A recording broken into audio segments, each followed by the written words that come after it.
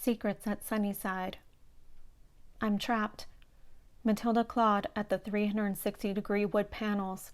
Gasping, she closed her eyes and cleared her mind. With a slow intake of air, her muscles relaxed. Keep calm. Tight spaces set off her claustrophobia. The darkness exasperated the situation. If only she could reach the penlight in her shirt pocket. Her limbs remained pinned to her sides. Matilda ran her fingertips along the smooth mahogany encasing. Maybe a groove or etching to slide a plank out of place. She shifted her shoulders and gained a little more wriggle room. Bending her elbows, she squeezed her arms up at her chest. Sweat broke on her temple. 30 minutes already passed, and she was running out of time. Another half an hour, and who knows? Best not to think of the worst-case scenario. Matilda swallowed the lump building in her throat. Remember why you're here. With a flat palm, she pressed her clammy hand against the aged wood.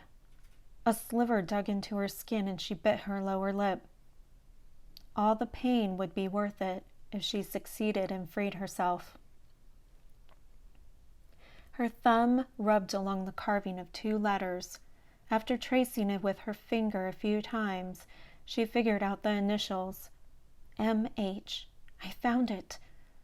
For the first time in her life, she was thankful for her petite size at 5 feet 3 inches tall. Matilda gritted her teeth and pushed against the loosening piece with the strength she had left. The wood budged a 1/4 inch, just enough for her to dig her nails between the crack. She'd break a few, but it didn't matter at this point. Scrunching her face, holding her breath, and pinching her fingertips beside the plank, it popped out of place.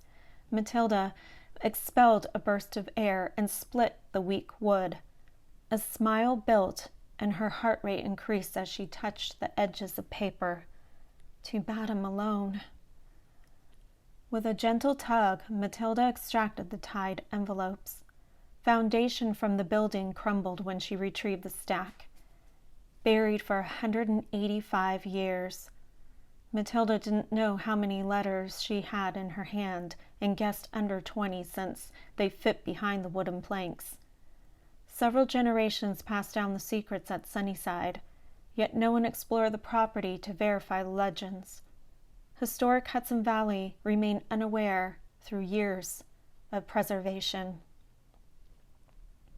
Matilda clutched the hidden documents close to her heart, then tucked them in her pocket.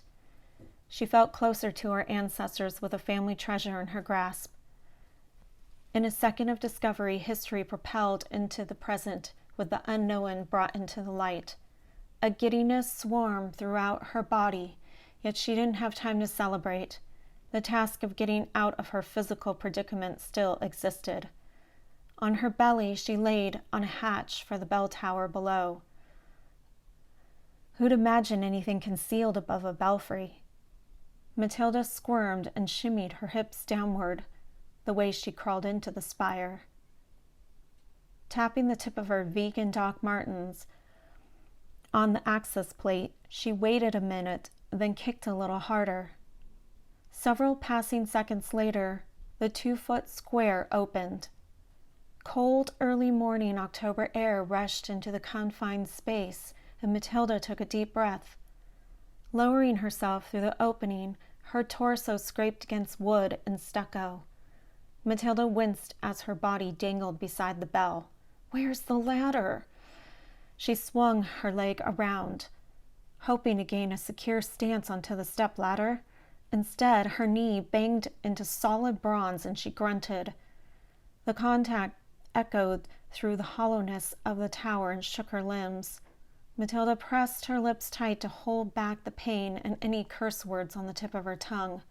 She blinked hard to clear her eyes, although her vision remained obstructed with her upper body wedged inside the top.